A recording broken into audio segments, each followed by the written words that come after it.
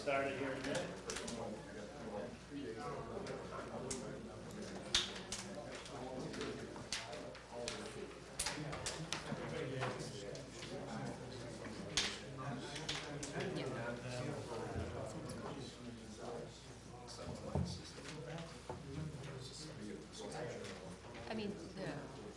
Because it's more of a short version, although my short, I thought it was going to be a short version, and then I'm like, what about this, and what about that? So it kind of, it takes longer than.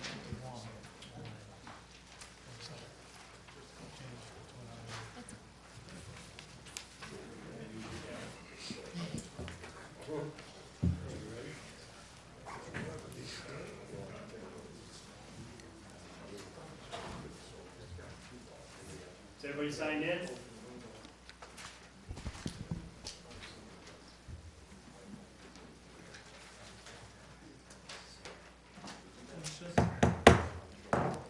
Good evening and welcome. This is the meeting of the Wooddale Community Development Commission for February 24th, 2020.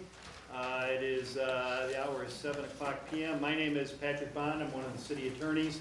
And our chair, Brad Carriage, is not here this evening, so I will be serving as the chairman pro tem of the commission this evening. So if the minute taker could please take the roll.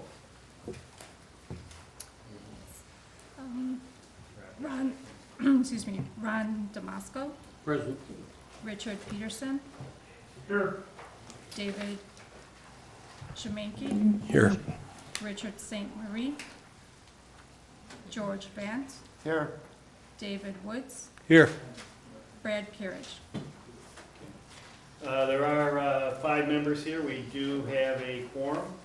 The first item of business is to approve the meeting minutes from the November 18th, 2019 meeting. If there's a motion, you can identify yourself by your member name, and a motion would be appropriate to approve the November 18th, 2019 minutes as presented. Is there such a motion? Member Woods, I'll make that motion. Mr. Vant, second. There being a motion and a second, any discussion on the approval of the minutes? Hearing none, all those in favor of approving the minutes as presented signify by saying aye. Aye. All those opposed, nay. Motion carries. The minutes are approved as presented. We have 3 public hearings this evening. All the testimony that will be given in connection with that, if you are testifying in connection with one of those, you will be asked to be under oath, and oath will be administered to you. And then after that, the public will have an opportunity to offer any public comment they wish on these matters. Following the public hearing, the board will engage in its deliberation. That deliberation will be conducted in public in front of those in attendance. And you're all invited to listen to that discussion and debate. The public will have only the opportunity to speak at the commencement of the public hearing. The public does not have an opportunity to speak during the commencement of the deliberations. If you agree with something one of the members says, or disagree with something the member states, this is the opportunity for the commission to have that discussion. Staff will provide a general description of the proposals, followed by their analysis. Staff is conducting an analysis of each of these 3 items that are on the agenda. They're looking at the proposal, looking at the city code to determine whether or not the proposal is compliant with the city code, and if there is any variation or any relief that's necessary, the staff will give that analysis. The applicant will be here to provide specific information and to demonstrate that the proposal that they're presenting for consideration by the commission meets the standards set forth in both state statute and the city code. And ultimately, the burden is on the applicant to convince the staff that those criteria have been satisfied. With respect to anyone else who wishes to speak, your opinions are given on, and you can present any specific evidence you deem necessary as to why a particular applicant does or does not meet the standards set forth by law. And then we will try to strictly adhere to the schedule for tonight's meeting. Those who wish to submit evidence or testimony will be given time within which to do so. So whether you're a member of the public wishing to make a statement, in the record or witness testifying on behalf of the applicant. The rules of this commission are that you will be placed under oath, and then we'll begin by giving your name and stating your address. You can be subject to questions by the Community Development Commission and potential cross-examination by the applicant. That is required by state statute. The courts have interpreted this to give the public that opportunity and give the applicants the right to do so. In order to allow as many people as possible to be heard, we request that you limit your remarks to 5 minutes. If you need additional time, please make a request. The commission will entertain that request. If not, if the hearing is needed, in order to hear all the testimony, it could be continued to another available date. I will now call the matter before us this evening. The first public hearing is in case CDC 2020-01. This is in regard to a concept plan for review for the Wooddale Apartments. Property is 372 North Wooddale Road. I'd ask staff this time please present a summary of the request of the applicant and indicate the notice of publication for the hearing and whether you have a certificate of publication from the newspaper. So if you want to identify yourself for members of the public and for the board, and if staff could commence. Thank you. My name is Gosha Pucheha. I'm the city planner. My address is 404 North Wooddale Road. Please raise your right hand. Do you swear to tell the truth, the whole truth, and nothing but the truth? I do. Thank You you. may proceed. Thank you. Thanks. So thank you for the introduction. In front of us is the petition for a concept plan review for a planned unit development for the site at 372 North Wooddale Road. I will begin by just taking a look at, this is just a general location map. The site is located directly to the south of City Hall. It is along Wooddale Road, just a little bit to the north of the Irving Park Road and Wooddale Road intersection. And just for everybody, this is the old SBT Bank property? That right is next door? correct, Okay, exactly. thank you. Yes. Looking at a zoning map, the site is located in the TCB zoning district, which stands for Town Center Business. Looking at the comprehensive plan, the future land use map does designate this property as commercial retail in terms of the future redevelopment. The existing condition of the site, as mentioned, this is the vacant SBT bank building site. It does have the bank structure still on site. It is vacant. It does contain a drive-through. There is a surface parking component, and obviously there's a wooded area more to the east and south of the property. The parcel is about 4.3 acres in size, and it is currently owned by the city of Wooddale.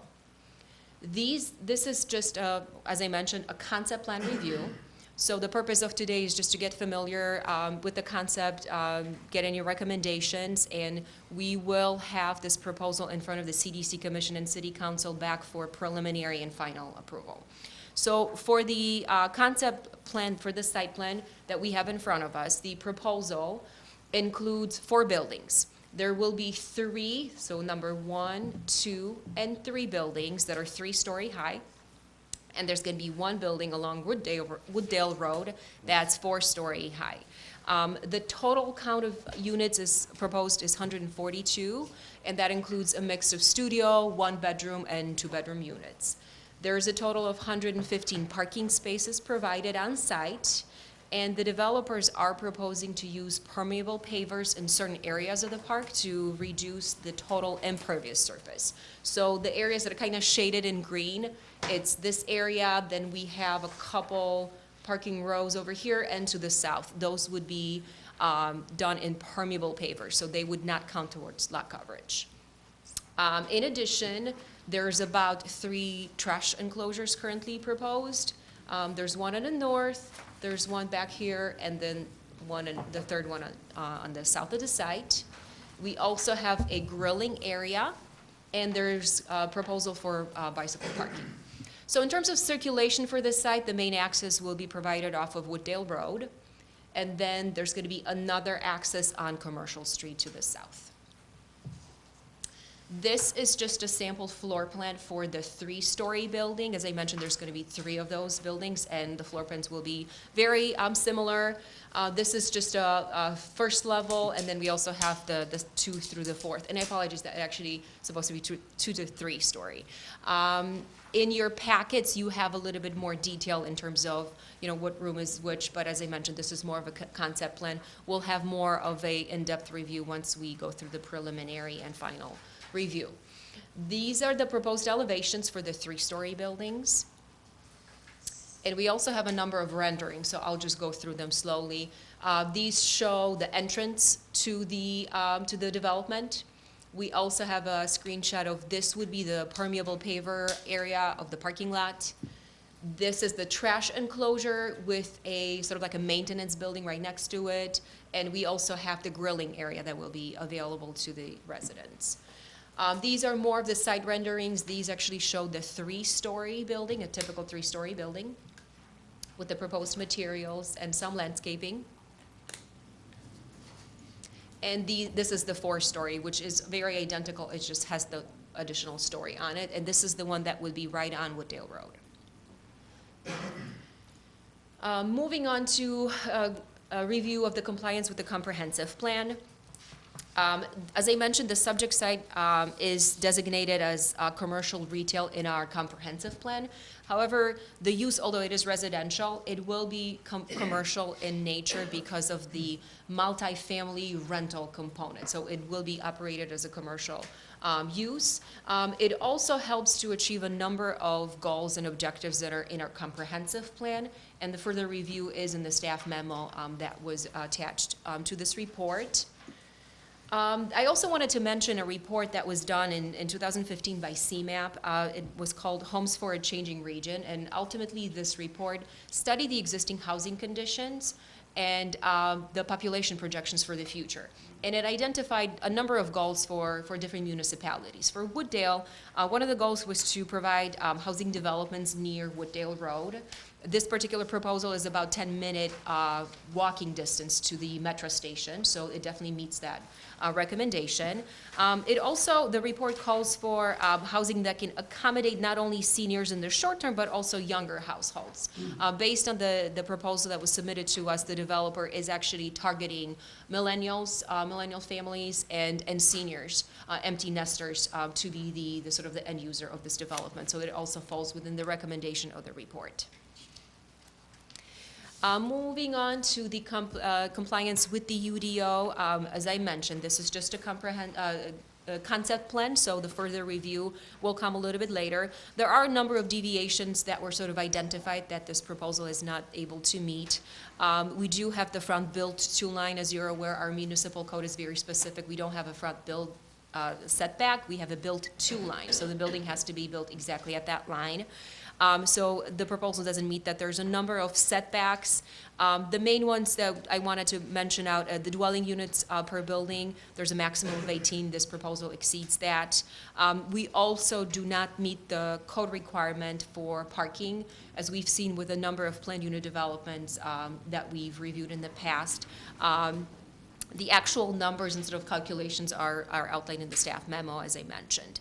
Another thing I did want to mention, there are a couple other requests that are not in the UDO.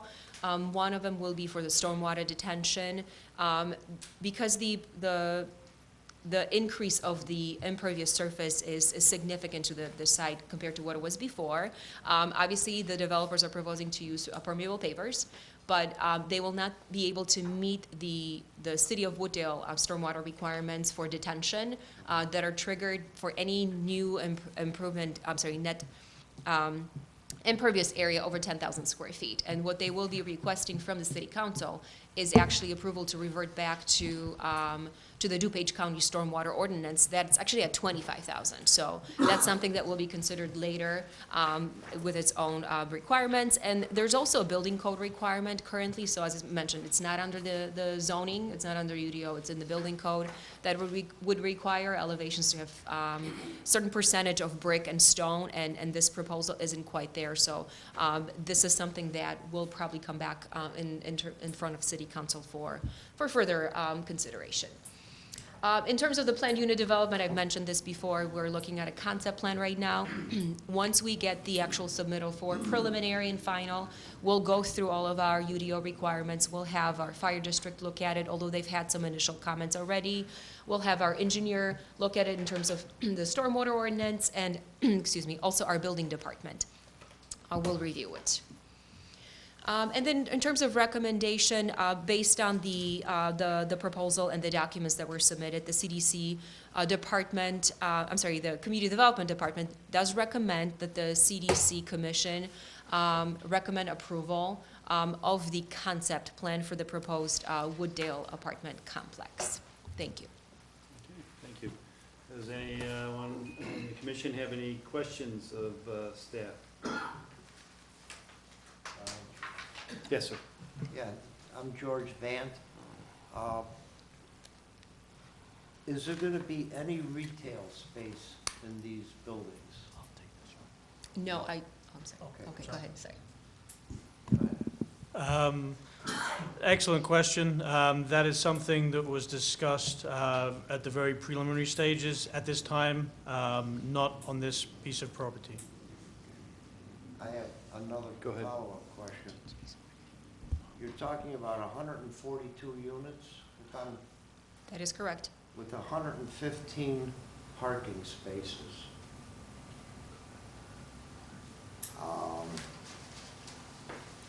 If there was any retail space, obviously parking would be a tremendous issue. On the other hand, you know, I'm looking at one unit, one car, one unit, two cars, one unit, three cars. 214 spaces. Where is the overflow of parking? Is it going to go in the water park next door? Is it going to go into the pizza place? White White Cottage Cottage. Pizza? Is it going to go, I don't know. Mr. Cage? Do you mind swearing me in? Yeah, if you could, please. Just so we're all above board. Please raise your right hand. Do you swear to tell the truth, the whole truth, and nothing but the truth? I do. Thank you. Excellent point. So the discussion started some time ago about the redevelopment of this area. And I say this area, that's Wooddale Road, to the north of Irving Park Road. Obviously, you know, the city owns some property, this one included. Parking is a sensitive issue wherever we are. Our code, compared with some of our neighboring communities, is very restrictive. It has 2 parking spaces per unit. Typically, you don't, and the applicants are here, I know that they've done a parking analysis. They have probably more details on parking than I do. Two parking spaces across the board for multifamily, regardless of how, you know, whether it's a studio, whether it's a 1-bedroom or 2-bedroom, is very restrictive, just in my opinion. I think there are some people who will be moving in here. It's fairly close, within 10 minutes of the train station, who will not own vehicles. Obviously, there are people who will have vehicles who live there. There are no provisions to use anybody else's parking.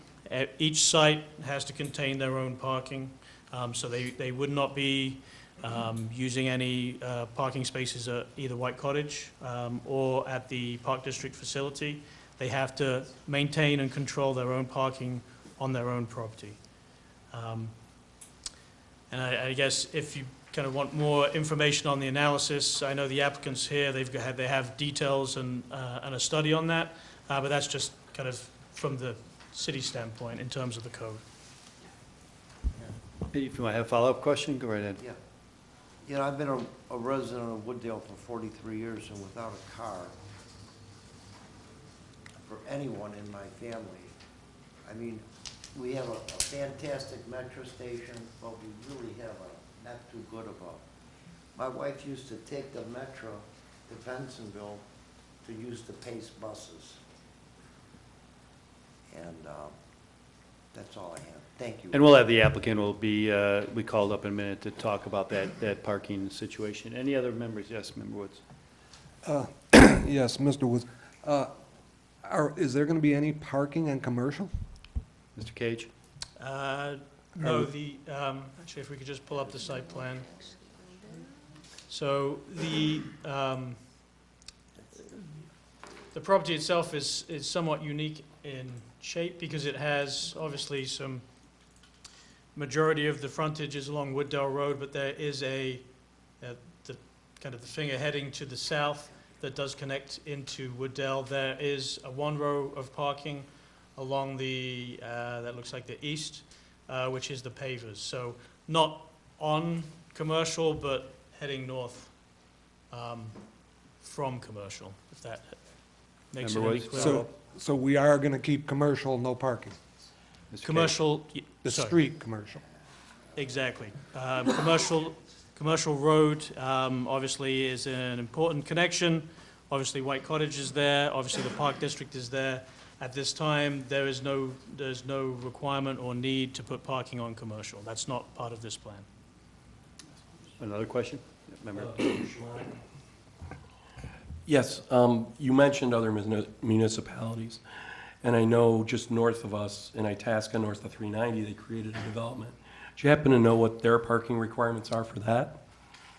Mr. Cage? That's an excellent question. I do not, but we can find out. I think typically in a couple of the other communities that I've worked for, the parking ratio is based on the number of bedrooms. So you have a lower ratio per studio, obviously, and then it jumps up, one bedroom, two bedroom, and in some cases, three bedrooms. But what we have, which is fairly unique for the communities that I've worked in, we have across the board 2 parking spaces per 1 unit. Now, from a planning standpoint, 2 spaces per unit might be appropriate for a 2 or a 3 bedroom apartment, but for a studio apartment, that seems relatively restrictive. But that's something I know our planner mentioned, Gosha mentioned that this is the concept. It has to go through a preliminary and final process. So the applicant will be coming back, we'll be talking about this project more, and we can have those details for you. Yes, Member Peterson. Rich Peterson. What are the possibilities of underground parking? Mr. Cage? I know the applicant did look into that. That's an extremely expensive option. The thought here is to, or kind of going back to our planner Gosha's comments, from the CMAP plan in 2015 and then the land use plan, some of the things that the planners wanted the city to look at was more transit-orientated development. I know we have a project along Irving Park Road.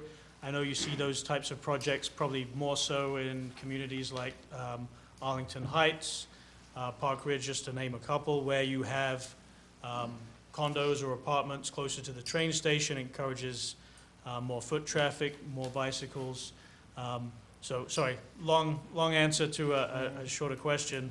It was looked at. It's financially not feasible at this time for this location. The plan of the city is to look into, redeveloping this area, for want of a better description, kind of the downtown or the Wooddale Road corridor, and having a mixture of uses is important to that. So you have the residential component, which is what we have with this application. Obviously, we have successful businesses like White Cottage. We have the Park District. We have the city. We have a number of factors here, which I think, from a planning standpoint, work really well. What we're trying to do is get a blend of those uses. Thank you. I've got another follow-up question. Go ahead. What about having 3 buildings instead of 4? Mr. Cage? I don't want to steal the applicant's thunder, because I know they've looked at this, reviewed it, designed it, and redesigned it a number of times, so I'll leave that one for the applicant. And you'll have an opportunity to ask the applicant questions. Are any other questions of staff in this? And again, what's before you is the concept plan. Is, is this something, you've got any questions, issues, or is it something you can recommend conceptually to the city council? At the end of the presentations will be the action that will be required. A lot of the details need to still be worked out, and we'll come back to you in another fashion before it's finally approved. But if there's no other questions of staff, I would invite the applicant or any representatives of the applicant to please come forward. If you could be sworn, whoever is going to be participating, and if you could provide any additional information and perhaps specifically address those questions that have been raised by the commission. So, Paul? And if you could both collectively raise your hand and be sworn by the minute taker. Anybody else who may be given testimony from the applicant standpoint? Please raise your right hand. Do you swear to tell the truth, the whole truth, and nothing but the truth? So whoever's going to be speaking, if you could identify yourself, both for the members of the commission as well as those in the audience and the minute taker, and please speak to the podium. At the podium, we do have a microphone. This is being recorded in a room there, so I don't think you'll need a microphone for the public to hear you, but you do for purposes of the recording. So if you could proceed then, Paul. No worries, thank you. Thank you, Mr. Bond, Commissioners, for the opportunity to submit our concept plan to the city of Wooddale. We are extremely excited. My name is Paul DeCreif. I'm with Intercontinental Real Estate and Development. We have been working on this project for quite some time. We want to thank staff for all their input to date. I will turn over at this point to our lead architect engineer firm, Chris Stark with WT Group, to answer some questions. We do have, I love the questions that we've gotten so far. We have an answer for that, as I say. Thank you. Mr. Stark? Good evening, everybody. My name is Chris Stark, and I'm with WT Group. I'm a project manager working on this development. The first thing that grabbed my attention was the parking count. We've been looking at the parking count, and from what it looks like, it might be a typo on the report. The summary minutes that were posted on the website show 214 actually. So that's pretty much yeah. So that's it pretty much equates to 1.5 parking spaces per unit. So that should help a little bit anyway. Okay. So, yeah, this is an exciting project for us. We have been looking at it for quite some time. We've gone through a couple of iterations, site plan iterations, and rotated buildings here and there, and trying to maximize our parking the best way we can. To make it certainly accessible to anybody who's living there, and give them the ease to access the town and its amenities. Next page.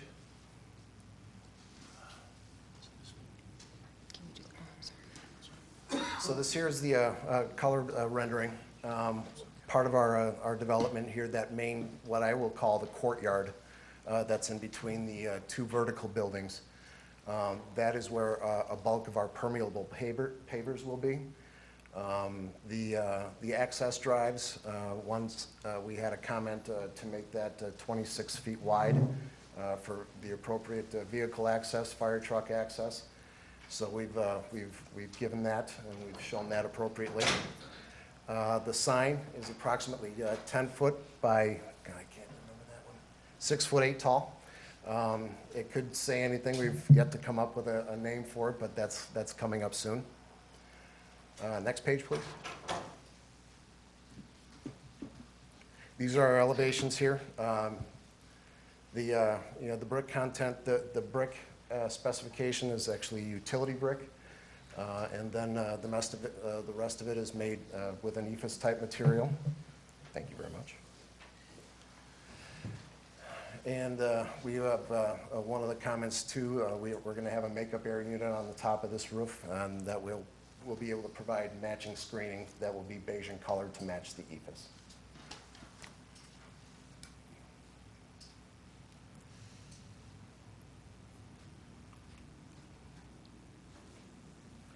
This here's an overhead of perspective of the complex of the courtyard area.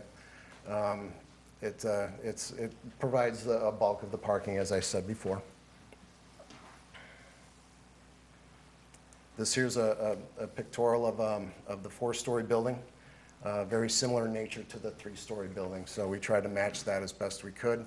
There's a couple of design elements that were challenging in the fact that being a 4-story building, we had to try to make it comprehensive to the same look of the 3-story building. This is another angle of it. Another view of the courtyard.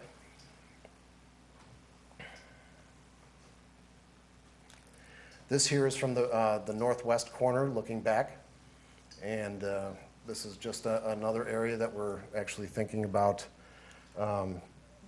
doing some more permeable pavers if in fact we need more detention. So there are options that we can do. So this here is the main entrance. It'll show that as 26 feet wide. Coming into the complex to the right is the buildings that are up against the north property line and, of course, the courtyard.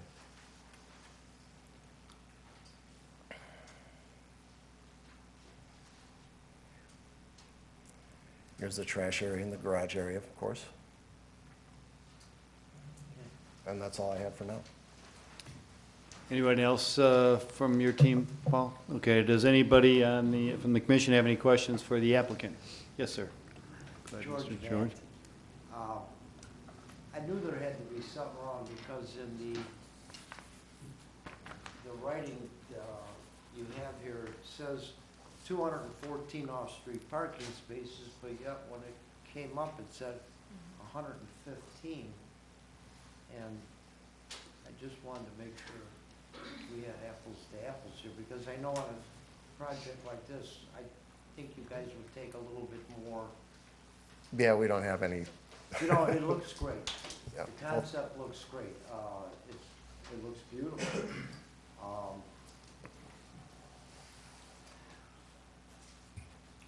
don't think I have any. Oh, I got one more. Go ahead. If you're looking for a name of it, my name is available. Something to consider. George Vanderpark. Are there any other questions from, or any other name suggestions from any member of the commission? At this time, it's the public's opportunity, if you wish to. Anybody in opposition to the petition of this concept? And again, it's conceptual in nature, so does anybody in the audience wish to speak in connection with either in opposition to or question the staff or the applicant relative to this particular project? If so, please come forward. Mr. Ellman, if you want to come to if you can, we'll give you a special microphone, and you can sit next to Mr. Cage there. If you can identify yourself, please be sworn by the minute taker. Please raise your right hand. Do you swear to tell the truth, the whole truth, and nothing but the truth? I do. Go ahead, Mr. Ellman. My name's Matthew Ellman. I'm actually the executive director of the Wooddale Park District and representing them as a adjacent property owner. We're all too familiar with concept plans and the advantages of making improvements in the community and support that in general terms.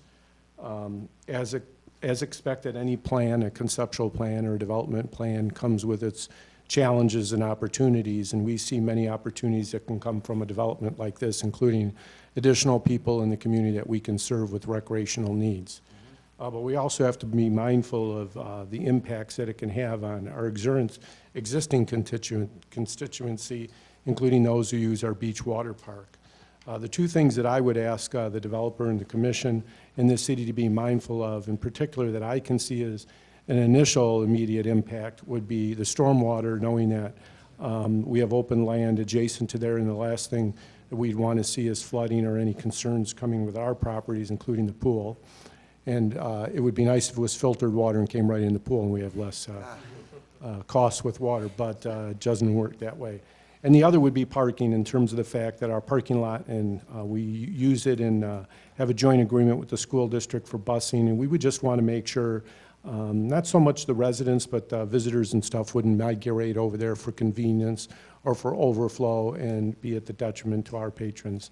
So as a representative of the district, I stand ready to meet with the developer, the city, and others to help mitigate these issues and deal with them early on, and applaud everybody for their work to make this a good concept plan for all. Thank you, Mr. Hellman. And anything the developer wants to say in response to the Park District's? No, we look forward to those continuing dialogue. Thank you very much.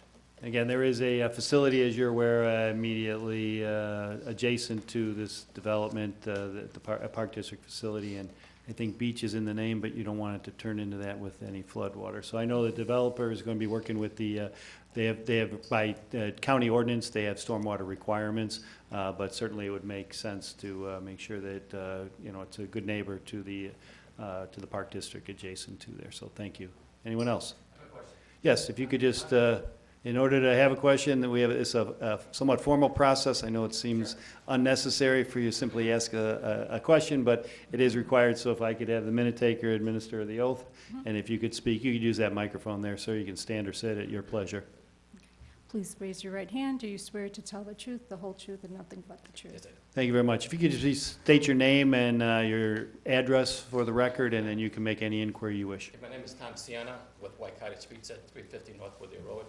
My question is... If you could just spell your name for our minute taker. We all know how great your food is, but maybe we don't all know how to spell your name. Scianna. Thank you. So my question is, the 142 units, what's the breakdown of each unit, 2-bedroom studios and the 1-bedroom? I'm concerned about parking too. Sure. If you, Paul, can you address that? Sure. We're roughly, I think, about 30% 2 bedrooms, and the rest are all 1-bedroom studios. So it's really designed for more millennial, and then the bigger units are designed for empty nesters. How many 1-bedrooms? Sorry, How many 1-bedrooms? you guys have that in your?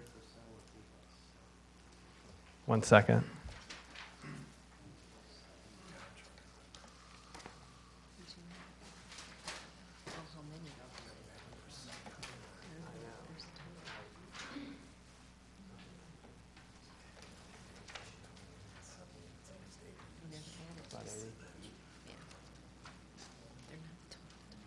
If a reasonable guess is good, it's about 80 while we're looking it up. 80. About 80, about 81 bedroom. So we assume that 1-bedroom, usually 2 parking spaces, I would think.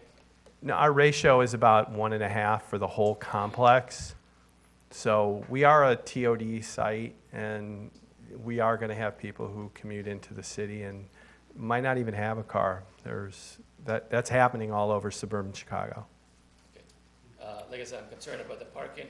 I love the plan. It looks great. That's the only concerns I have. Okay. Thank you very much. Thank you. Anyone else wish to address the applicant or staff? If you could please raise your right hand and be sworn by the minute taker. Please raise your hand. Do you swear to tell the truth, the whole truth, and nothing but the truth? I do. If you could please state your name and spell your last name for the minute taker. Fred March, M-A-R-C-H, 135 Florina Court. Okay, Mr. Marsh, you have an inquiry of the applicant or the staff, or? The question, I have a few questions. One is, I think that the stormwater runoff is very important to this city. We've seen problems in the past. Now we encounter more and more larger rains than we have in the past. And I think that, as was stated before, we need to make sure that we're good neighbors and that we're not putting undue stress on other properties. Secondly, I know it hasn't been mentioned yet, and I'm sure that you guys have started to look at it, is I'm wondering what the traffic impact is going to be. Last year we talked about an industrial site, and it was very concerning about where the trucks would go and how much traffic would go in and out of an industrial site. Commercial has now been moved back so they could add another right turn lane, and I think the problem might be overwhelming when you've got that much traffic moving in and out for the people in the surrounding area. So all I'm asking is, I'm not saying I'm against it, but I think that all that stuff needs to be considered. And that's basically what I've got to say. Thank you, Mr. Marsh. Does anyone else wish to speak in connection with this particular application? If not, are there any other questions or comments from the commission? Anything further from staff? Is there anything further the applicant would like to say? No, but thank you very much. Okay, and again, I would encourage you, obviously, you've heard the concerns about stormwater. I know you'll be working with engineering on that, and with the adjacent property owners, both White Cottage Pizza and the Park District. I think that would be helpful in moving the process forward. So here, if there is no additional testimony, I will now close the public hearing for case number CDC 2020-01. So at this point, the commission will deliberate on the merits of the request. So again, this is for the concept, at this stage, the concept, obviously there's many details that need to get further assessed and delineated. So any general comments or discussion on the part of the commission? Are you ready to move forward with the action this evening on this item? Appears as though it is. Based on the submitted petition, the testimony was presented and the comments from the public for the proposed plan unit development. It's a concept plan for Wooddale Apartments, which would include the demolition of the vacant SBT Bank building and the construction of 4 new multi-family rental buildings. Is there a motion to recommend to the City Council approval of concept plan for Wooddale Apartments at 372 North Wooddale Road in case number CDC 2020? Is there such a motion?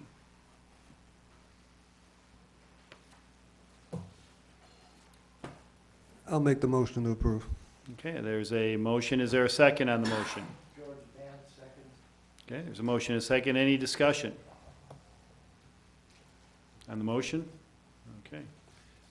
Hearing none, I will ask the minute taker. You want to call the roll? Ron Damasco? Yes. Yes. Richard Peterson?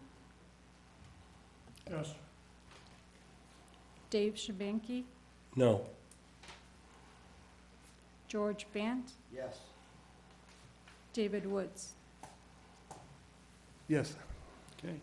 The motion to recommend approval of the proposed concept plan of the Wooddale City Apartments for 372 North Wooddale Road carries. Thank you very much. Thank you, anyone who was here to speak on that. And you're welcome to stick around for the other two. They'll be fascinating and exciting. You're free to go if you'd like. Okay. Give them a minute to clear out, and we will move on to the second item on the commission agenda.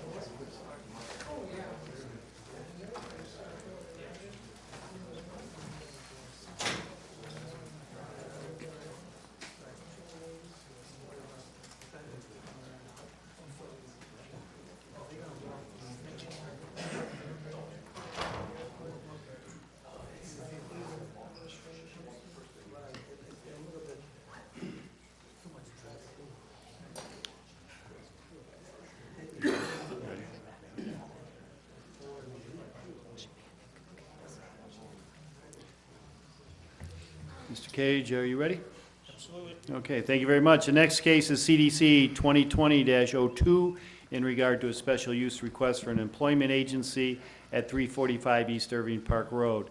At this time, staff will provide a summary of the request.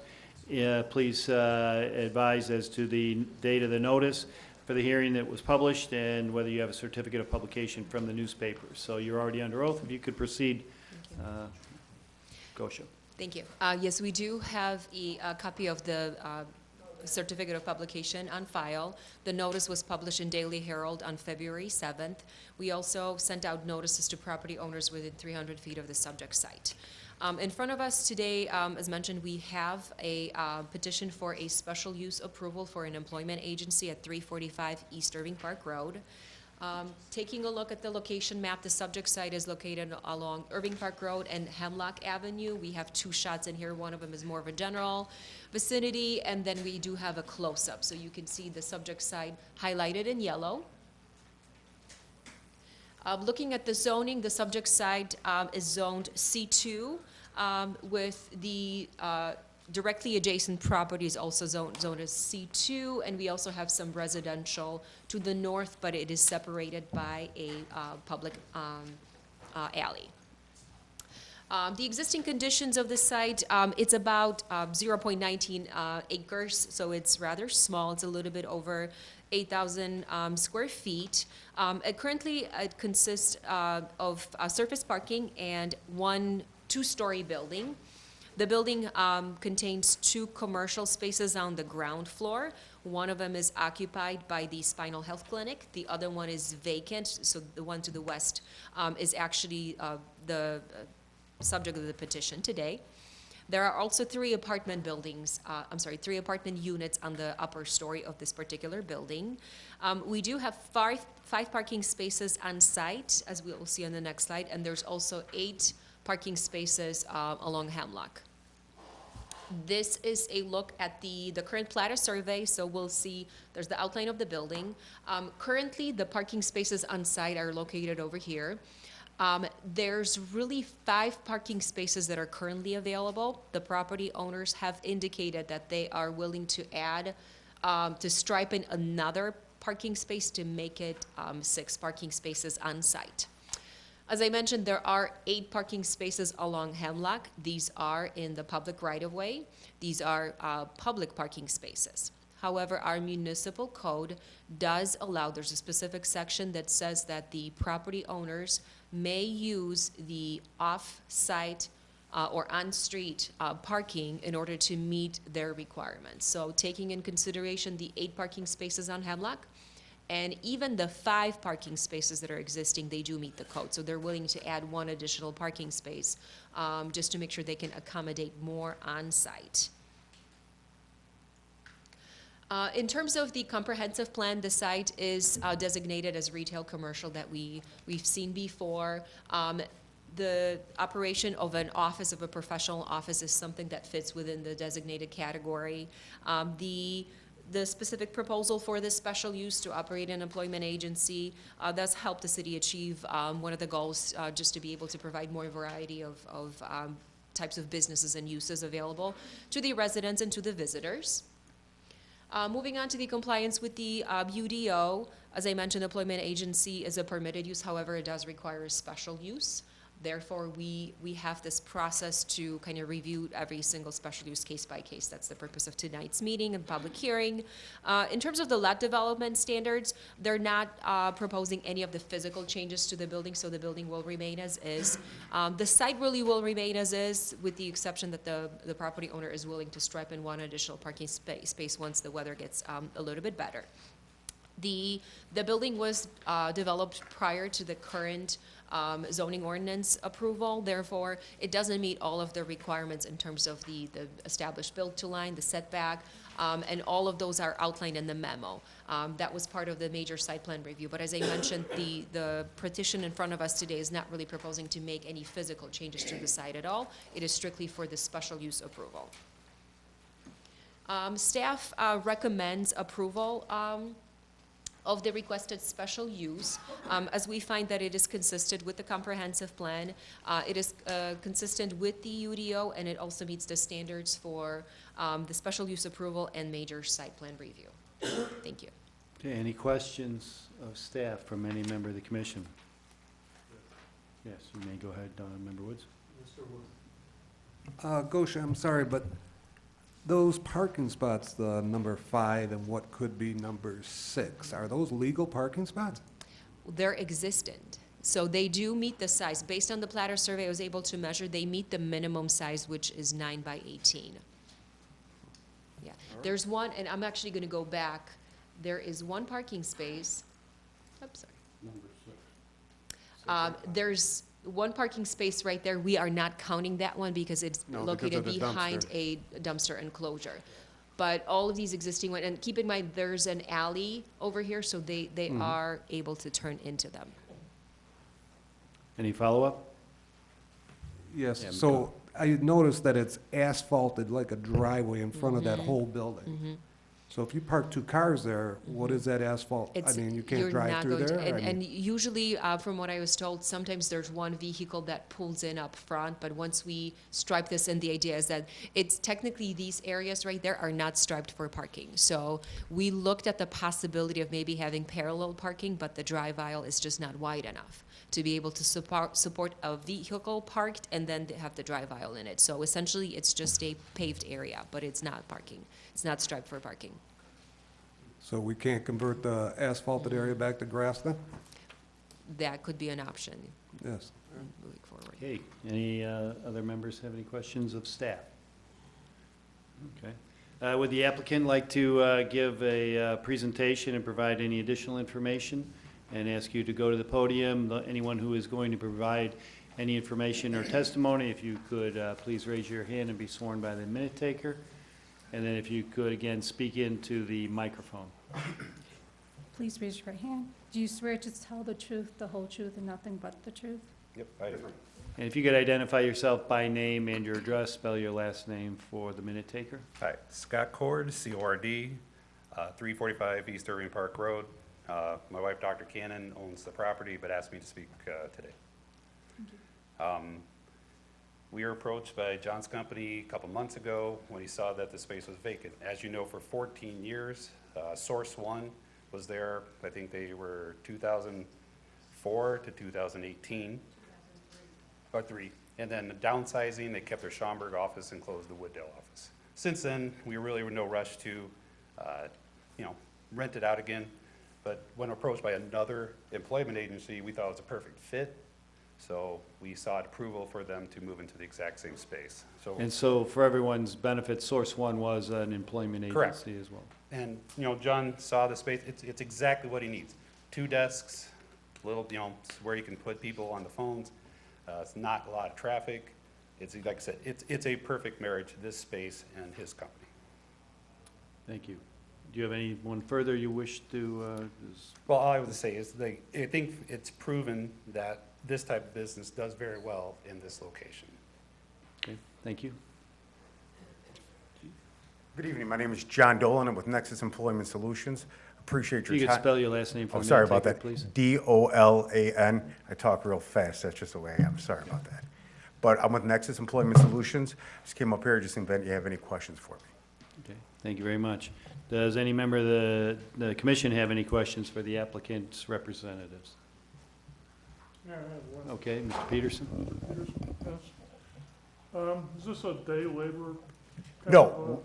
of operation? Sorry about that. No, we do not do day labor. We just do supplemental staffing. Okay, thank you. Anyone else, any members of the commission have any questions for the applicant? Is there anyone in the audience who was in either opposition to the petition or any member of the public who wishes to speak in favor of this request of this applicant? If so, if you could please come forward, identify yourself, be sworn, and you can speak from that microphone. Okay.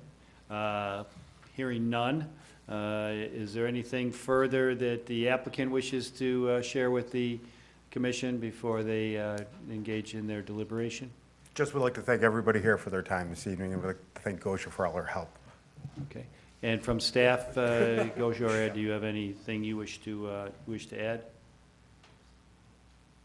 None at this time. Okay. And just so the record's clear, the special use standards set forth in the staff memo, those have all been satisfied, That is correct. as have the standards for the site plan review have also been satisfied? Yes. Okay. So what's anything further from any member of the commission? Yes, Member Woods. Absolutely. Mr. Woods again. Didn't we just approve a special use for this at the, It was a different location, also in Irving Park Road. That one was different because it was a different zoning district, so they actually applied for a text amendment, which was granted, and then they applied for a special use. Okay. Yes. Different address. Anything further, Member Woods? Okay. That being the case, based on the submitted petition, the testimony that's been presented, the proposed special use and major site plan review, in the opinion of staff, meets the standards of approval and is consistent with the Unified Development Ordinance and the Comprehensive Plan.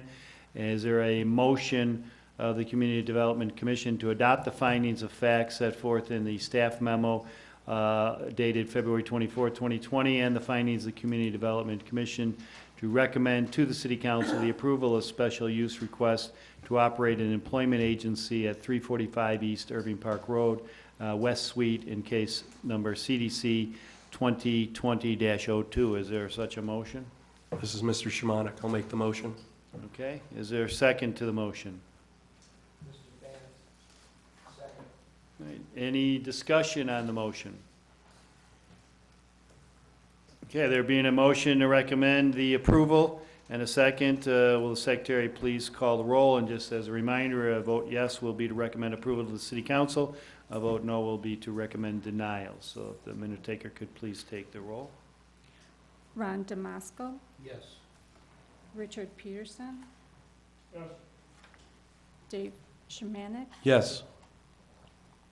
George Bant, Yes. David Woods, No.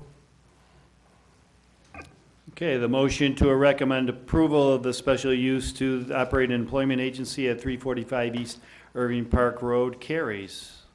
That will conclude case CDC 2020-02.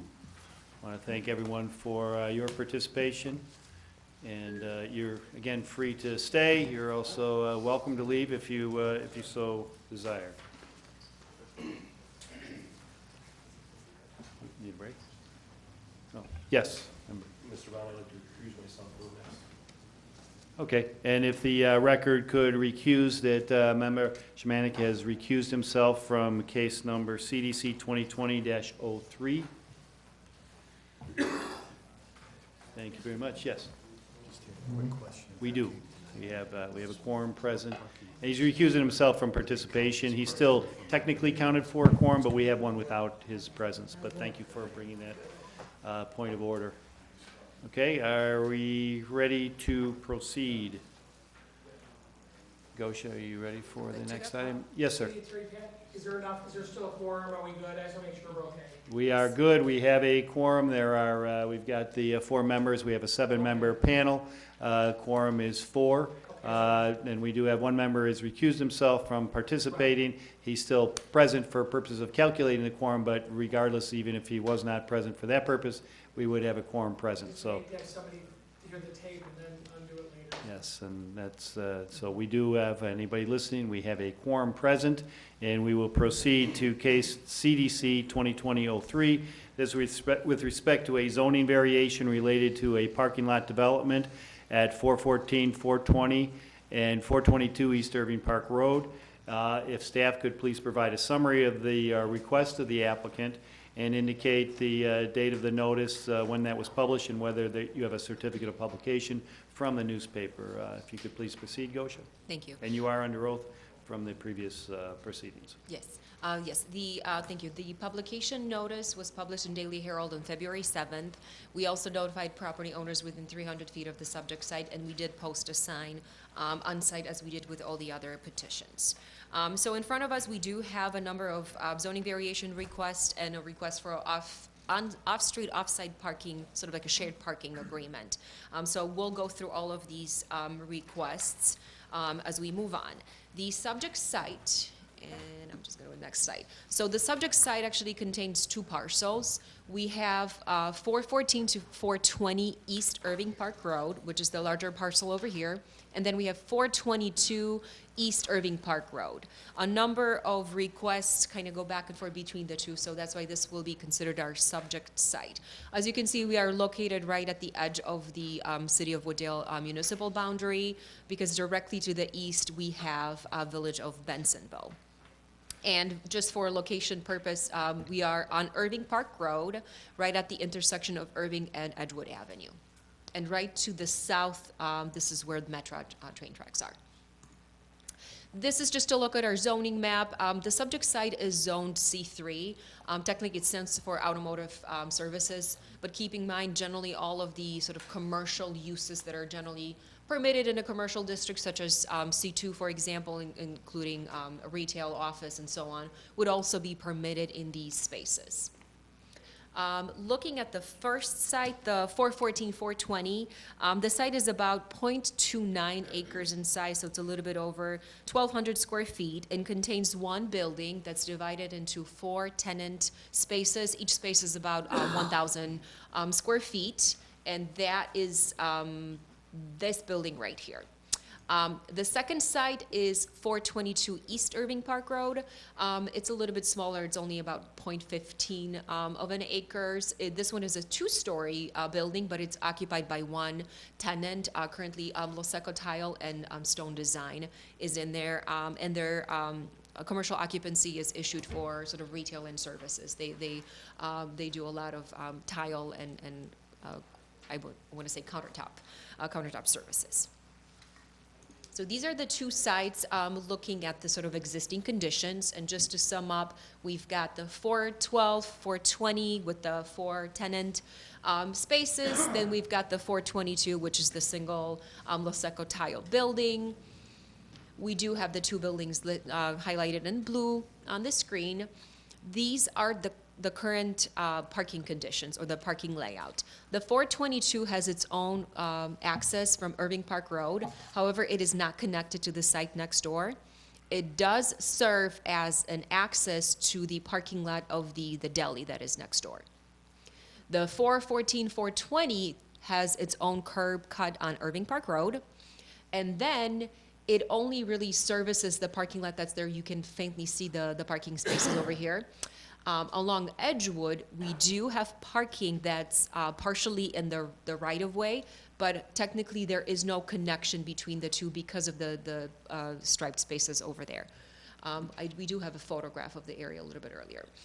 This is the proposed redevelopment. So the property owner of 412-420 has approached the city, and this is sort of just an outline of the 2 parcels. The buildings again, and this is the proposed layout of the parking lot. So the first thing that is being proposed is actually removal of one of the curb cuts on Irving Park Road so that we are not going to have 2 of them next to each other. The one that was located over here would be removed. And the idea is that these 2 parking lots would be connected now to allow shared access. The property owner from 422 has provided a sort of like a written agreement, or I'm sorry, written statement that he's aware of this project and he's in support of it. The applicant has also submitted draft documents in terms of the easement, the shared easement and shared parking and maintenance of the 2 parkings, because obviously the tenants and the visitors of these commercial spaces would be accessing through this drive aisle. What is being proposed here for the 422, we still have about 3 parking spaces that are on site here. A couple other changes that we also see is that we now have a drive aisle on Edgewood, which we did not before. And the parking that was on Edgewood, partially on the private property, it will remain, but now it will be reduced only to be sort of along the building, so we have space for the drive aisle to allow it. A couple of other things that are being proposed that are not necessarily shown here. The property owner from 412-420 is also planning to come in front of the city to apply for facade improvement for the building. So they definitely are trying to do a major sort of renovation improvement to the site. I know they are currently working with our building department a number of permits for the interior work and interior build out to modernize the spaces to be able to lease them out. As part of the proposal, they are thinking of adding more lighting to the site. There will be a monument sign and more landscaping. Some of these things are not necessarily part of the zoning variations, but I did want to mention them, that there's a sort of like an overview for the site. One of the things that is important to mention is that the proposal is to actually relocate the parking lot that's, I'm sorry, not parking lot, the sidewalk that's in the IDOT right-of-way. Currently, the sidewalk kind of jogs a little and is located closer to the property line. The petitioners have proposed to relocate it slightly so that we have a little bit more separation between the parking lot and the sidewalk itself for pedestrians, but then there's still space between the curb cut on Irving Park and the sidewalk itself for the pedestrians. Let's see what our next slide. Another thing I did want to mention is that obviously the buildings are already on site, and there are some limitations in terms of locating of a trash enclosure. So what the property owner has proposed is to actually locate a trash enclosure on the property that he also owns, but it's on the Bensonville side. This would be actually also covered under another sort of legal document. It would be a license agreement. And the idea is that this trash enclosure would be able to serve all of the tenants that are in the 412, 420 building and the 422. So this would be sort of like a joint a location for all of them to be able to store the trash and ideally be for it to be screened from public right-of-way. As you can see, there is an alley in the back. There is a very limited space at the rear for both of these buildings to be able to store the trash bins. So this would be something that would be a benefit to both of the property owners. In terms of the comprehensive plan, as we've seen today, we have a lot of development in the retail and commercial land use. The proposal for a zoning variation relating to the parking lot does not really change any of the uses. The intent is for the site to still stay commercial, and that is consistent with the surrounding area. It will help the city to achieve goals and objectives as it is outlined in the staff memo. Compliance with the UDO, as I mentioned, no change to the proposed use of this space. We're really only talking about the parking lot improvements and redevelopment. The lot development standards, building type 9 regulations would apply. Obviously, these properties have been built and constructed prior to the current zoning UDO, so the actual review of the regulations is contained in the staff memo. I did want to mention the actual request, the actual variation. So the site is rather small in terms of it doesn't meet all of the standards for the current code. And in order to optimize the number of parking spaces that could be provided on site, there are some items that need to be requested as zoning variation. Keeping in mind that some of them were already sort of existing on site, but maybe they're just being reduced. And one of them is the first one is the parking lot setback. So the red line over here, which appears a little bit dark, this indicates the existing location, and based on the documents that were submitted to the city, the proposed setback between the parking lot and the property line, it will be about 1 foot. The code requires that setback to be 10 feet. From my measuring of the platters of the existing condition, I think currently they're about 9 feet away from the property line, so technically they don't meet the 10-foot setback in the existing condition.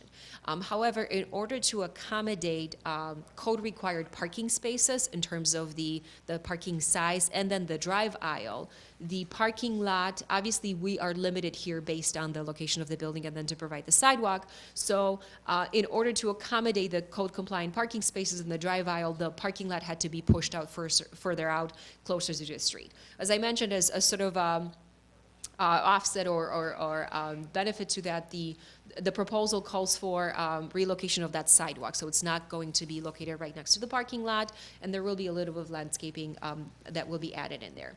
We also have a zoning variation request for the setback for the drive aisle.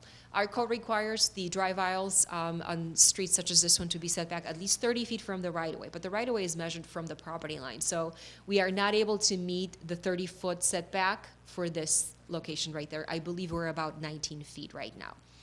Another request is for 30 feet of a transition space. Transition space is meant to allow stocking spaces or a space for vehicles to be in the drive aisle before they're parked. The requirement is for 30 feet. This one allows for about 5 feet from the property line to right when we enter into the parking space. However, because of the curb cut over there, we do have about 22 feet before getting into the actual parking space. Another requirement, another request that's under the parking lot regulations is actually landscape requirements. We do have specific requirements in terms of screening for parking lots and landscaping for parking aisles. Because of the limited space on site, the applicant is not able to meet all of the code requirements, so they're seeking a variation to remove the landscape requirements, keeping in mind that they will do their best to meet the intent of the code, but they will not be able to meet all of the requirements. Another thing I did want to mention is going back to the shared parking facility. Our municipal code does allow an applicant to seek permission from the CDC Commission to approve off-site, off-street parking. So in this case, the parking requirement for this building, because of its size, is about 11 parking spaces. I believe only 3 are able to be provided on site. So as part of that legal agreement, the access agreement for maintenance and the shared access for the drive aisle, the property owner of the 422 will also be able to park in the parking lot for the space next door. In the staff memo, we have a more in-depth analysis of the parking. There's actually more parking being provided than what is required per code, taking in consideration both of the parcels combined. So as you will see at the end of this presentation, there are 2 separate motions. One of them will be for the zoning variations, and one of them will be specifically for agreement or the approval of the shared parking. This is a look at the proposed landscape plan. We just received it, so we haven't had the time to really do a full analysis on it. As I mentioned, it is not able to meet all of our code requirements, especially because there's very limited space. We only have about a foot before we get to the property line from the parking lot. So there's some landscaping being proposed in IDOT right away. Obviously, we're going to have to work with IDOT and see what their requirements and restrictions are. But there are some landscaping islands that are being proposed whenever they're able to be accommodated on site. So there's intent to meet as much of the landscape requirements as possible. In terms of recommendations, we do find that the proposal is consistent with the UDO and with the comprehensive plan. And based on the standards that are listed in the staff memo, we do find that they meet the standards for variation approval. Therefore, we recommend that the CDC Commission recommend to the City Council approval of the zoning variation and approval of the shared parking component. Thank you. Thank you very much, Gosha. Anything, Mr. Cage? Just very briefly, redeveloping or developing on Irving Park Road is a challenge. I think we can all tell that by the depth and the size of the lots. I'm very excited about a project like this, which we've talked about parking extensively at this meeting on other things. This application meets the parking, which is fabulous. It takes a property, and I commend the applicant and the applicant's design experts, because it takes a property and really brings it back into play. It has some shared parking, which is always encouraged. I know Gosha's done an excellent job of explaining some of the code relief items, and really, if you have I would say 9 times out of 10 on properties on Irving Park Road, you're going to need some relief items. And I would commend the applicant for going through this process. What's exciting about this, it's the reuse of an existing building, it's the improvement of an existing building, additional parking, and then another thing that I know the City Council is very excited about, as am I, a facade improvement grant. So there's a lot of good things here. I know there's a lot of technical things in here in terms of setbacks, but it's a really good project. I think it really provides some major investment in the east side of Irving Park Road, which needs it, and we're excited about this project. Thank you. Thank you very much. Any member of the Community Development Commission have any questions for staff? Mr. Member Van.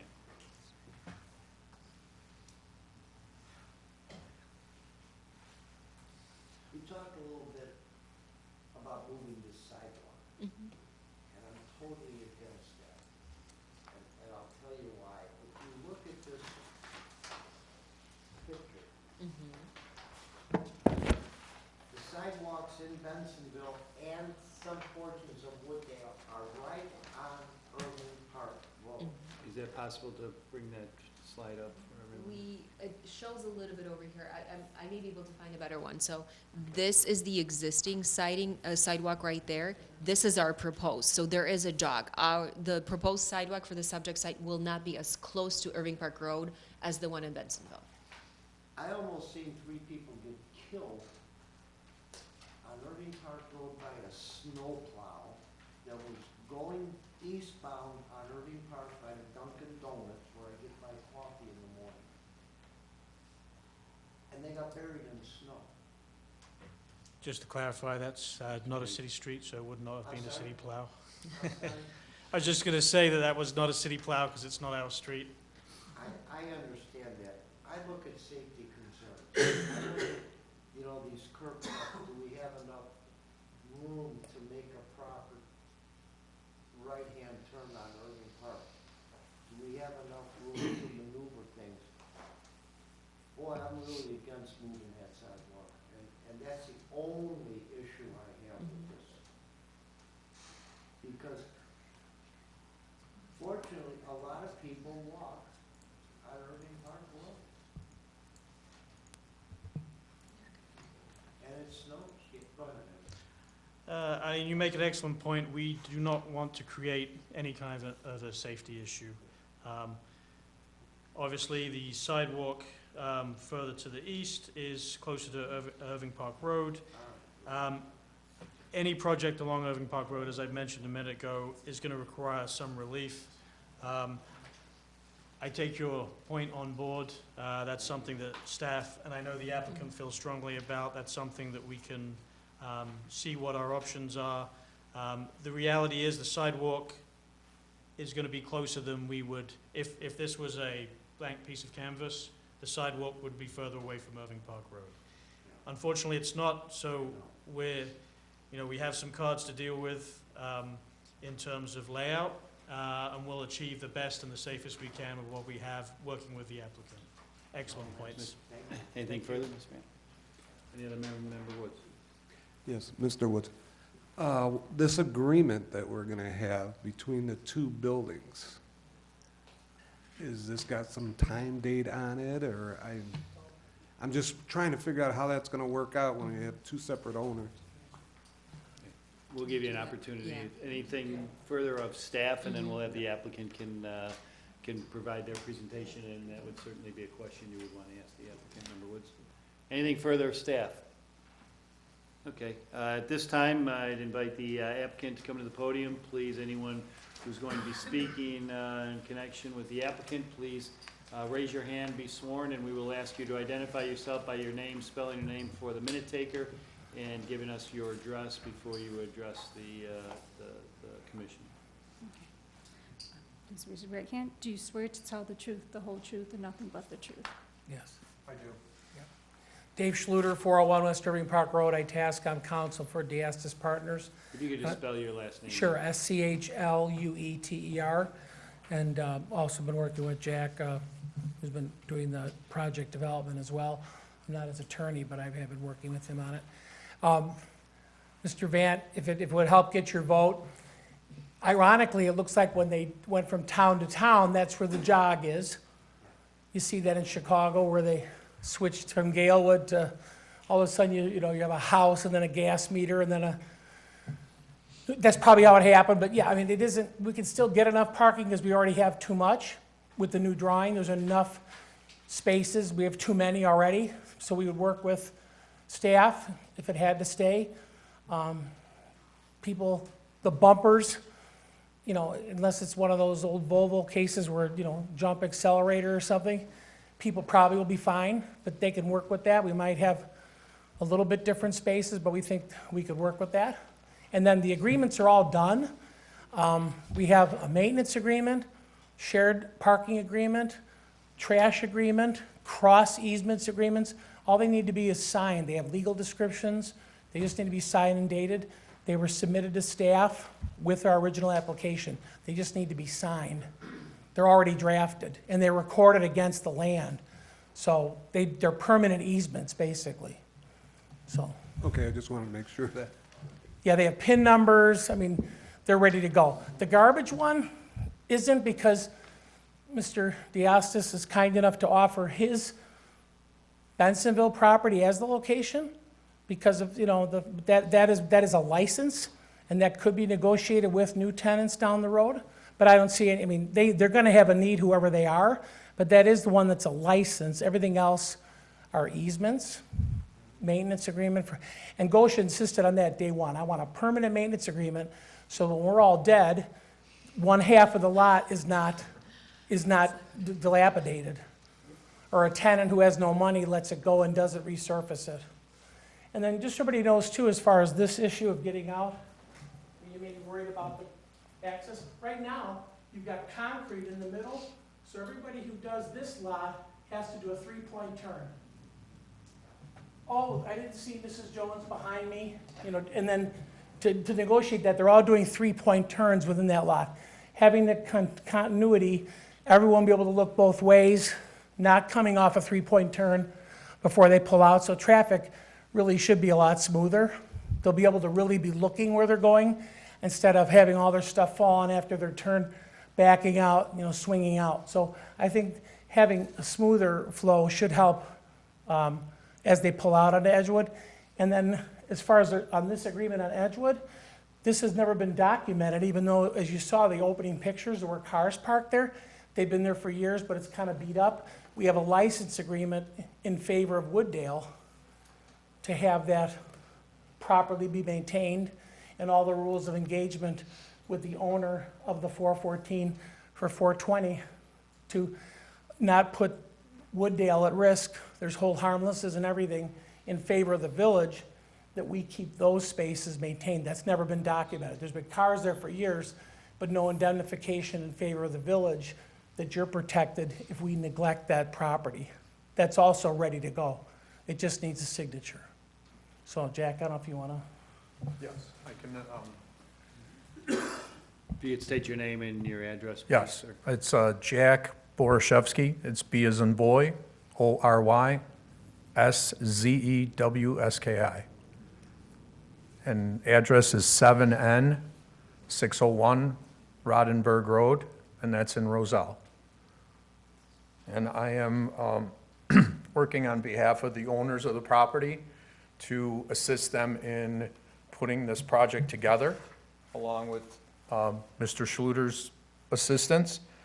And what we wanted to do in this project is Mr. Diastis acquired the 414, 420 and wanted to maximize the parking. And let me see if I can go back to, can we go back to the original one? Yes. Sorry, there's. To existing? Clicking. There we go. That works. So currently, there's 2 means of egress to get onto Irving Park Road. There's this one here, right there, and there's this off of 422, and they're very close together. And what we wanted to do is eliminate the one for 414, 422 to maximize the parking, and then close that off because obviously Irving Park is a busy thoroughfare, we know that. So we wanted to make the exit, we wanted to do an adjoining parking space or adjoining parking lot with both buildings and have one means of access off of Irving Park Road and have the other means of access to go onto Edgewood, which is less congested, less busy, and we felt it was safer. And in the meantime, it could maximize parking for the 2 properties. So that was our reasoning behind that. And we were working with staff to move the sidewalk to address the point of the sidewalk. The only reason we offered to move the sidewalk or to relocate it, it's actually shown right here. It's actually right up against the property line. Right now is the current sidewalk. So staff felt that it was too close. If the parking ended up close to the property line, which is right now, according to our engineering drawings, it's 1.5 feet from the property line to the back of the curb. So we offered to move the parking bumpers further away So the front bumper would not encroach the sidewalk. And then when we discussed it with staff, they did want a landscape buffer from the parking to the sidewalk, and that's the only reason we offered to move the sidewalk. But if council prefers that we don't move the sidewalk, we could leave it right where it's at. So we would work with you on that as far as the location of the sidewalk. Anything further from the applicant? Yes, please, absolutely. You just please identify yourself and spell your name. Diego Deastis, Deastis. I'm a senior partner of Deastis Partners. Why did I buy the building? I didn't like the glass, dark glass on the front. The parking building looked horrible. I live in Wooddale. Two of my brother's partners live in Wooddale, so I want to make the area like the deli next door, which we own as well, with the landscaping and the lighting. So by not moving the sidewalk, Jack, is that going to give me the same landscaping look? Well, the sidewalk now becomes... If you could go to the podium, sir, just so we Sure. can get that recorded. The sidewalk now becomes right up against or right close to the property line, which we would have to put the landscaping on the other side of the sidewalk. There is parkway there currently, so we could do that. The only problem I'm going to have with that, Jack, is in the wintertime, if I put landscaping there, the salt of the trucks kind of kill all that. So okay. It's going to be close to Irving Park Road. Okay. So that's my goal, is to make that area look better, to beautify it. I like Wooddale. Like I said, I live in Wooddale, so we're spending money on that property just to make it look better. We own the property, 204 Edgewood. I don't know if you guys know that, just which we cleaned up pretty well. And you guys remember a few years ago, a car ran into the building from the, for the Legion. So we built that up to where it's safer for everybody to park. And we kind of paved it and we cleaned it up a little bit. So my goal is to continue to clean up the area. I don't know what's building coming up next, but we'll worry about that later. But that's my goal, so to make it look better. So if we could make that sidewalk to where I could put nice landscaping to match Bensonville, I really would like that. Because that's coming in Wooddale or leaving Wooddale, I want people to see what I did in Bensonville, I want to do in Wooddale. Thank you. Thank you. Does any member of the commission have any, yes, sir, do you have any? One more comment. Absolutely. Regarding the sidewalk, to address your point with the sidewalk, currently, I believe we have a 10-foot landscape or 8-foot landscape area from the property line to the sidewalk, and it does leave, I'm not quite sure the exact dimension from the edge of the sidewalk to the back of the curb along Irving Park Road, but there is more of a space than there is in Bensonville currently with the new design of us relocating the sidewalk. Okay, thank you. Does the commission have any further questions of the applicant? Hearing none, is there any members of the public who would like to speak either in favor of or in opposition to the relief sought by the applicant? An open mic, anyone who wishes to has an opportunity at this time. Otherwise, we will be closing the public hearing and the matter will come for deliberation before the commission. Hearing no further questions or comment, does the commission have any comments or questions for staff before we move forward with this item? I'm sorry, can I say one thing? You certainly can. If you could come forward and if you could identify yourself, raise your hand, be sworn. If you could state your name and your address, and you can feel free to have a seat or stand as your pleasure for the microphone. Please raise your right hand. Do you swear to tell the truth, the whole truth, and nothing but the truth? Yes, I do. My name is Carrie Savickas, and we If you are could just spell your last name for the minute taker. S-C-V-I-C-K-A-S. Thank I you. came today because I really sort of wanted to see what was I got a letter for one of the projects. And so you know that that's required by state statute in our code to notify, so the adjacent property owners are aware of what's going on, the Right. relief that's been requested, and they can share their views on it, so. Right, That's this so opportunity. with that in mind, I came because I sort of wanted to see what was going on in Wooddale. And I know I've been seeing a lot of signs. I just wanted to take a moment and say, I think you guys are doing a really good job. Wooddale is, I grew up in the area, so I'm very familiar with the area, and I think all of you are doing a really great job. I think it's looking very nice, and being sort of an outsider coming in, I work in the area, but I don't necessarily live in Wooddale. So coming back into Wooddale, I really appreciate what everybody's doing. I think you all are doing an excellent job from within Wooddale, and the planning and the owners of the buildings taking real pride in what they're trying to accomplish, and you guys with your questions and things. So I just thought I would point that out, because I appreciate it, because we do own a building in Wooddale, but like I say, I don't live here, but I've really noticed all the good things you guys are doing, so I just thought I'd add that. if Well, that thanks for helps. sharing that. I think we've got a professional development staff, a planner, and a community development director, and they take great pride in bringing that, and certainly with the participation of the property owners in wanting to improve the property. You know, as the old saying goes, high tide raises all boats. So, you know, if properties are looking better, it encourages others. You've got two of the elected officials, the mayor and one of the aldermen here, so your thanks could go to them. They're the policy makers, and they're the ones who steer the ship to make sure that that goes.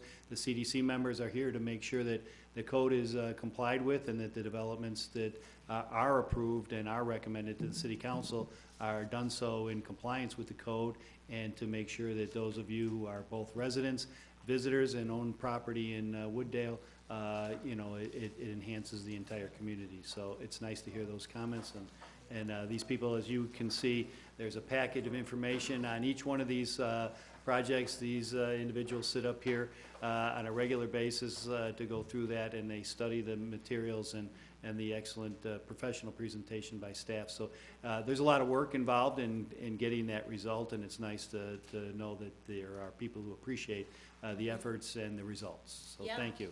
Very detailed, and I appreciate it as just someone sitting in and listening, so Thank you very much. You're welcome. You're welcome to come back anytime and share those kind of thoughts. That would be welcome at city council meetings as well. We do have a few people who have not yet spoke. Anybody here who's here and has not yet spoke, if you want an opportunity to speak in connection with this matter, otherwise we will be adjourning this particular item. There being nothing further, no testimony, I will declare the public hearing in case CDC 2020-03 closed. We will now move to any deliberations. So there are a couple of items that need to be addressed. There has been, the Community Development Department has made findings that the request for the zoning variations related to the parking lot improvements included in the relief for the required setback, landscape, driveway setback, and transition space and off-site parking is compatible with the surrounding zoning and use classification. It also meets the requirements of the Unified Development Ordinance, and as well as consistent with the city's comprehensive plan.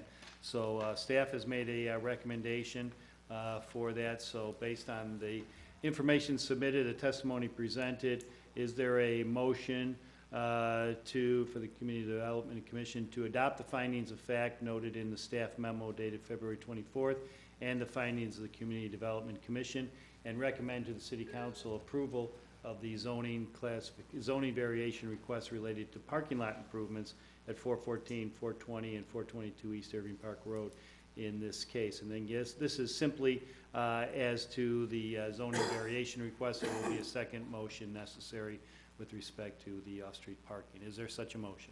I'll make that motion. Is there a second to the motion? Members in?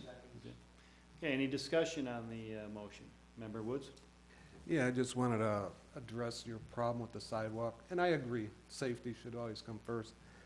But maybe just on this one block, if we can get those sidewalks to line up, especially if you guys could do it in that same brick paver look, would make this area look so much better. Anything further? Okay, very good.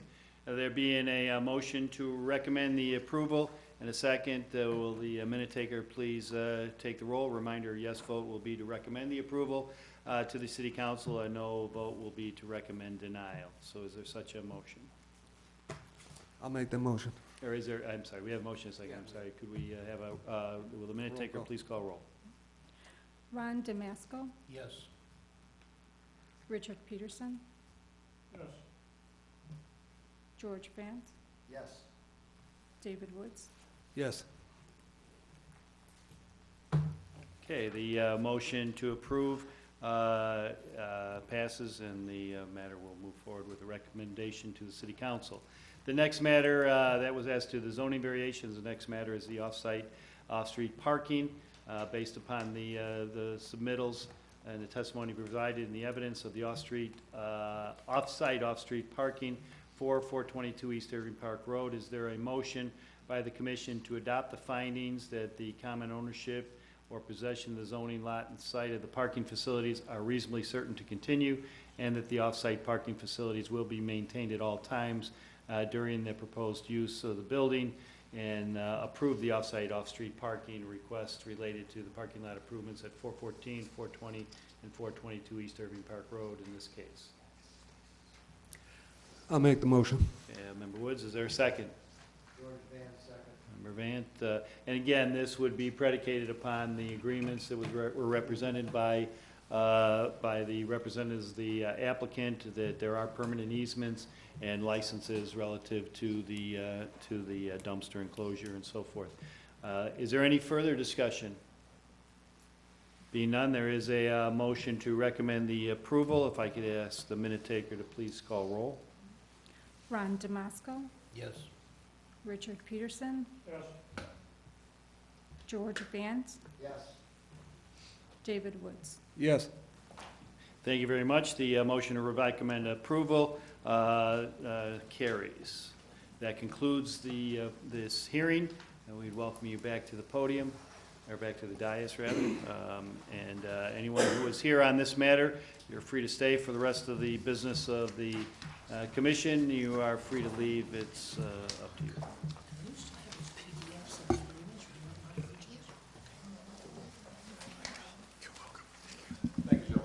Thank you. Okay, we do have other items on the agenda, so are there any reports from staff, Mr. Gage or Goshen? I think we've kept you long enough. Thanks for your hard work. We appreciate it. And I would echo the comments of the property owner that I know you guys spend a lot of time here. You go through these packets. We appreciate it. Without you doing your job, we can't do ours. So with that, I'll stop talking. Thank you very much. And it is a thankless job, and I know you guys have a lot of material to read and review, and I don't know that the public ever sees, and the comment is welcome, that the public ever sees the effort that goes into what is there. It's much like having kids. They don't appreciate how things happen. They just know that it happens. So take that as a very welcome, favorable comment. Member Vance.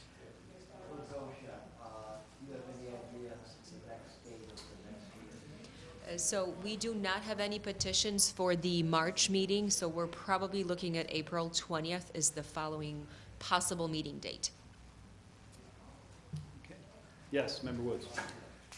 It would be nice if we could get the packets a little earlier. Member, Mr. Cage? Yes, Member Vant mentioned that earlier, and we will make sure that you get them in more time to go through this lengthy material. So we will take that under advisement, and we will get them to you earlier. Absolutely. I have the mayor's gavel. I could probably order you to do something like that, but I'll defer to the mayor to do any such thing. Anything else from the commission? I want to thank the minute taker for your assistance in this evening's affair as well. I'd like to second that request. Okay, we've got multiple requests for those the exhaustive staff reports, as soon as they can be provided to the commission.